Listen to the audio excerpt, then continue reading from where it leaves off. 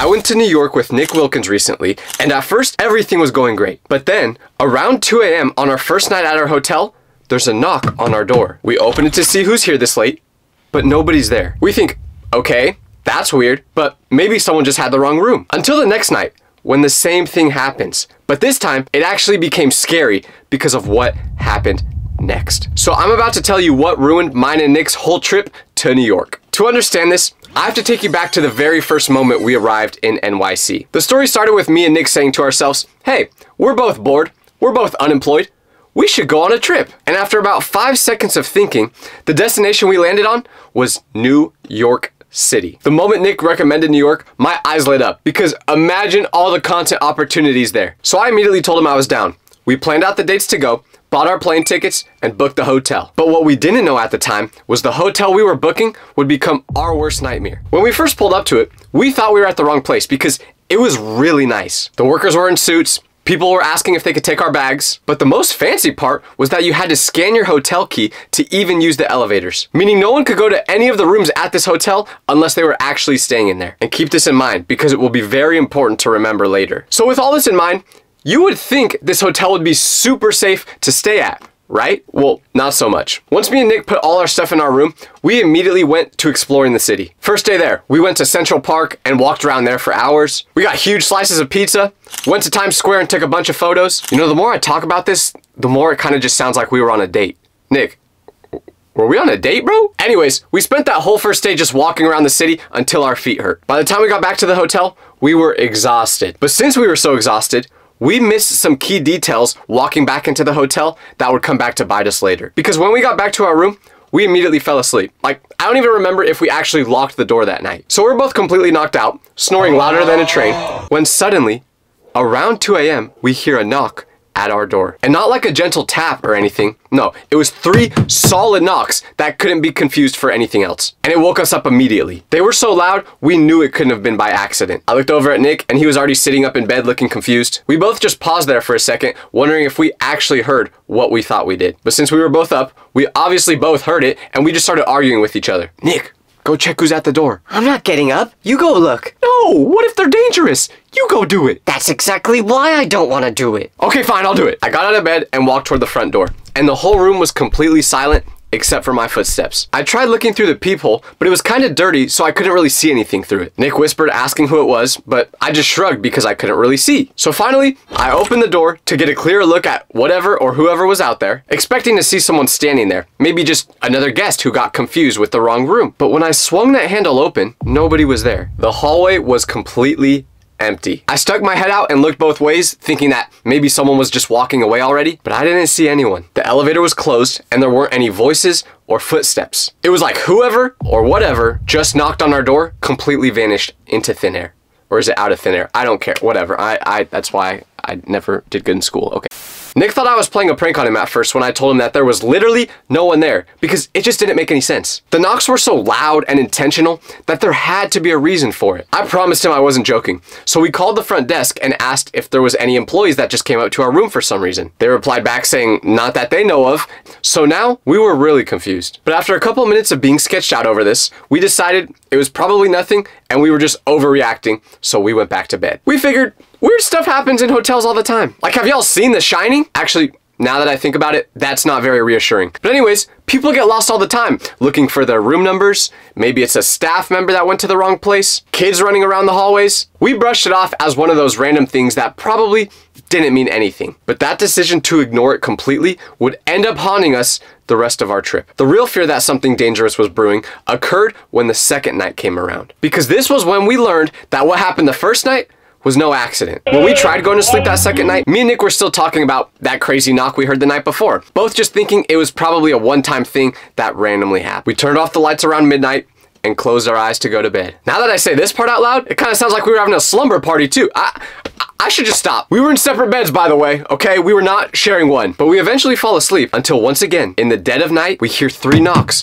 on our door. This time, we both jump up quickly, having the same thing in mind. Catch whoever is knocking. I looked through the peephole again because we cleaned it this time so I could actually see through it. But once again, there was no one in the hallway. I fully opened the door thinking maybe I could catch whoever this was going into the elevator or going down the stairs. But I didn't see a single person. And the weirdest part about it, we heard no footsteps, no voices, no elevator ding, and no doors shutting. So how was whatever was knocking on our door just quickly disappearing out of nowhere like this? Well, I closed the door and told Nick that I didn't see anyone in the hallway. And we both just sat there trying to figure out what could possibly be going on. And that's when Nick and I combined our two brain cells and came up with a great idea. Call the front desk and report this. But as we're about to do that, something else happened that made this situation way, way worse. I was walking towards our hotel phone when out of nowhere, a green light starts beaming through our window. At first, I thought it was just a reflection from something outside, maybe a neon sign or a traffic light, but as I got closer to the window, I realized it was moving. The light was scanning back and forth across our walls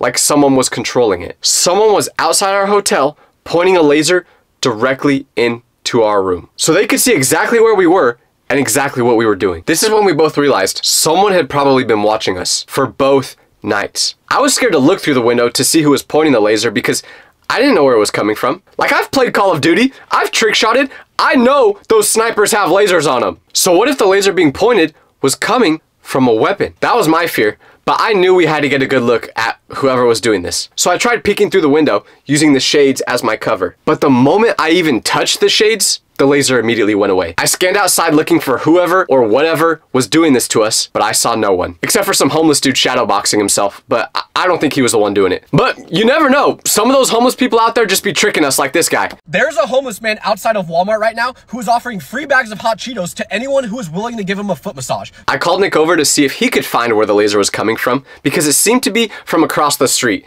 at the angle it was pointed at. But every time we tried looking out the window to see who was pointing it, the laser would disappear immediately. And also, it's important to note, we were staying on the 9th floor of this hotel, so we were pretty high up.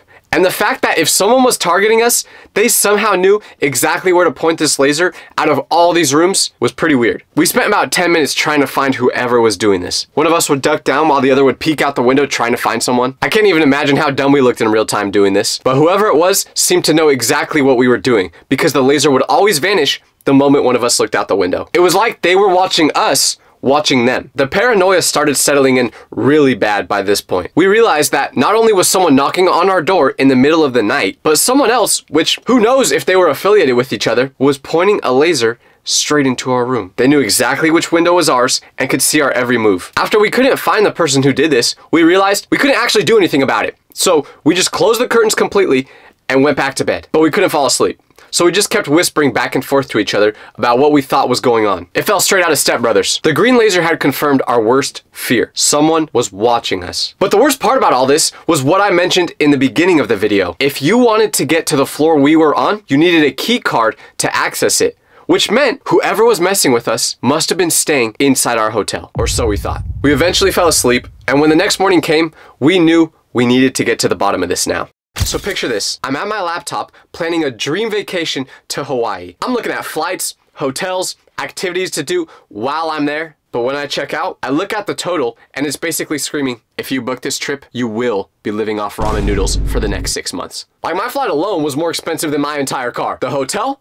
Bro, the hotel wanted me to sell my kidney as a down payment. So I was this close to just not doing the trip. But then I remembered Cooper, the virtual shopping assistant that literally saved my whole vacation. Here's how it works. You hit checkout on whatever you're shopping for, and Cooper starts firing off coupon codes like it's in the Matrix, testing everyone out until it finds the best deal. My $1,200 total dropped to just $1,000. Then I bought the essentials for the trip, like sunscreen, and Cooper gave me cash back. It literally paid me to pack. And speaking of packing, it even told me my suitcase was $30 cheaper somewhere else. So if Cooper can rescue my vacation, imagine what it could do for you. Download Cooper for free, link is in the description. Black Friday is coming soon, so make sure to use Cooper to save even more. So after waking up and getting ready, we went down to the lobby and told the front desk about our situation. But what they had to say about it just made everything even more terrifying, because we went up to the employee at the desk who had a name tag on that said Chris. I started explaining what had been happening to us, trying not to sound crazy. I told him about the knocking on the door both nights and how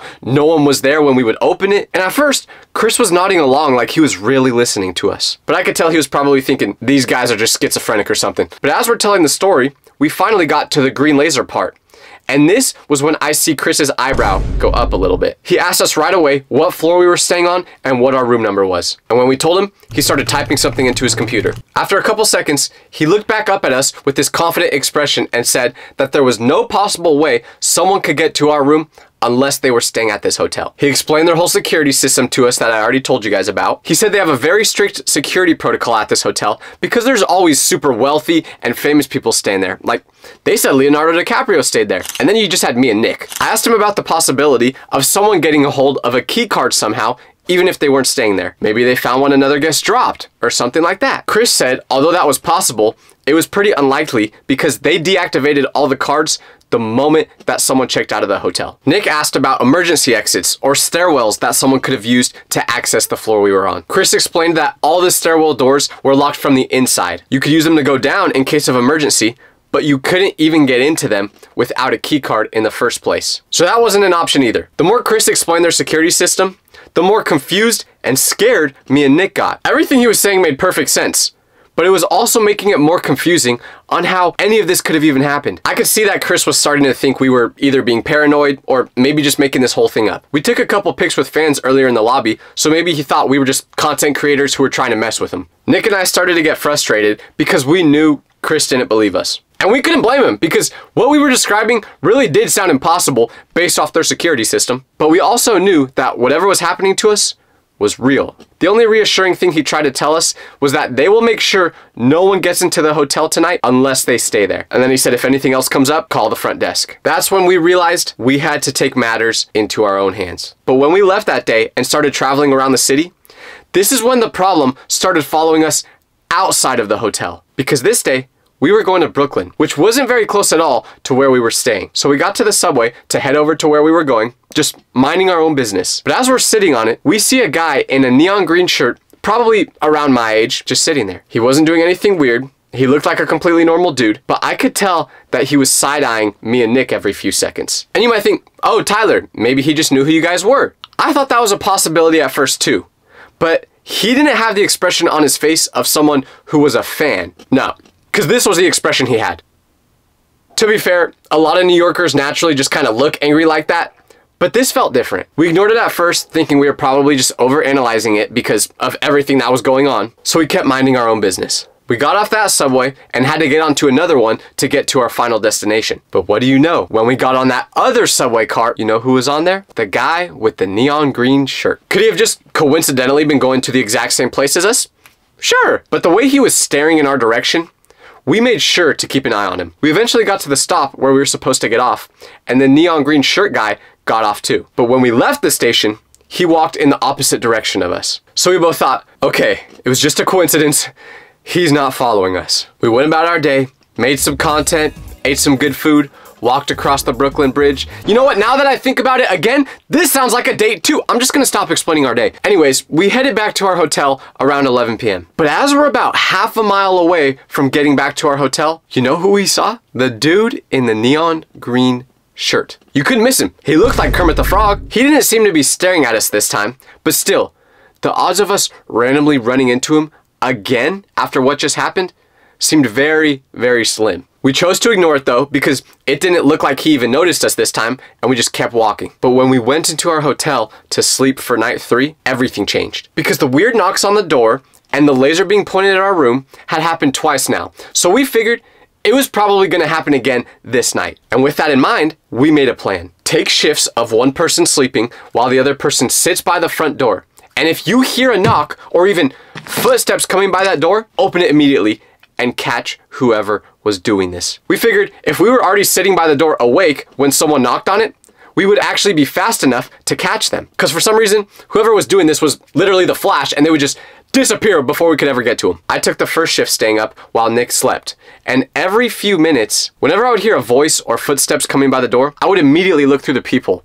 But it usually just turned out to be other people that were staying on that floor. Every time I heard a noise, my heart was pounding thinking this could be the person who's messing with us. Nothing happened during my shift staying up, so I woke up Nick and told him it was his turn. But no one came to the door while he was up either. He woke me up to take my second shift of the night, but it was during this shift that the thing we had been dreading the most finally happened. Someone knocked on our hotel room door again. The second I heard it, I yanked the door open as fast as I could. And what did I see? Nothing. But when I peeked out towards the hallway this time, I saw two people sprinting towards the stairs. I knew this had to be them. So I screamed out, "Hey, get back here!" as they were trying to make their escape. And this was the very first time I got a look at them. Because when they heard my voice, they turned back at me and had an expression on their face that said, "Wait, he wasn't supposed to come out of the room this fast." This was the one chance we had to catch these people. So I was gonna make sure I didn't let it slip. I told them I was gonna call the front desk and alert them that someone broke into our hotel room. And when they heard me say that, they immediately stopped in their tracks. When I saw them stop, I thought to myself, okay, so they are scared of getting caught. Got it. So I said out loud again, "If you guys don't come back here, the hotel is gonna have you arrested for trespassing." Once again, I'm just making stuff up on the fly. The hotel probably wouldn't have done anything because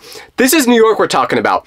They have way bigger issues on their hand than whatever was happening to me and Nick Wilkins. But the two people who knocked on our door definitely got scared when I said this because they finally started walking back toward our room. But instead of having that sneaky smirk I saw when they were running away, now they looked like a puppy begging for a treat. There was one guy and one girl, and when they were finally walking back towards us, the guy said, "Okay, please just don't do anything." The girl just stood there looking nervous and embarrassed. By this point, Nick heard all the noises and he was already up and outside of the room too. We finally had these people cornered with nowhere to run, and we were about to get the answers for what had been happening to us the past 3 days. But what they told us next completely changed everything we thought we knew. The truth behind our 3 nights of terror was way more bizarre than we ever could have imagined. Standing there in the hotel hallway at 2 a.m., Nick and I were face to face with two strangers who looked absolutely terrified. The guy kept looking back as if he was staring at the elevator, calculating if he would have enough time to escape. And the girl was holding a phone in her hand with the camera app open,